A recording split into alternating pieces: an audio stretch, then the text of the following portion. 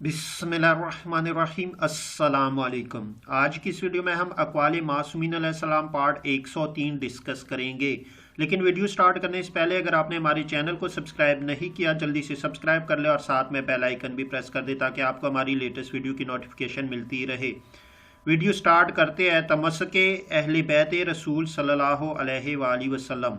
याद रखो कि मेरी इतरत के पाकीज़ा किरदार और मेरी असल के बुज़ुर्ग तरीन अफराद जवानी में सबसे ज़्यादा हलीम और बुढ़ापे में सबसे ज़्यादा आलिम होते हैं। हम वो अहले बैत अलैहिस्सलाम है जिनका इल्म खुदा से निकला है और हमारा हुक्म भी हुक्म इलाही से पैदा होता है। हम कौल सादिक को इख्तियार करते हैं, लिहाजा अगर तुमने हमारे आसार का इत्तबा किया तो हमारी बसीरतों से हिदायत पाओगे, और अगर ऐसा न करोगे तो अल्लाह तुम्हें हमारे ही हाथ से हलाक कर देगा।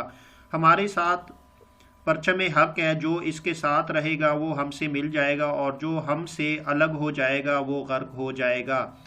हमारे ही ज़रिए हर मोमिन का खून बहा लिया जाता है और हमारे ही वसीले से गर्दनों से ज़िल्लत का तोक उतारा जाता है। खुदा ने हम ही से आगाज़ किया है ना कि तुमसे, और हम ही पर इख्तिताम करेगा ना कि तुम पर। तमस्क अहले बैत रसूल सल्लल्लाहु अलैहि वसल्लम न रखने वाला काफिर है।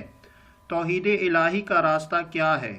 फरमाया कि दीन में बिदअत मत ईजाद करना कि अपनी राय से फ़ैसला करने वाला हलाक हो जाता है, और अहले बैत पैगम्बर सल्लल्लाहु अलैहि वसल्लम से इन्हिराफ करने वाला गुमराह हो जाता है, और किताब खुदा और कौल रसूल सल्लल्लाहु अलैहि वसल्लम को छोड़ देने वाला काफिर हो जाता है।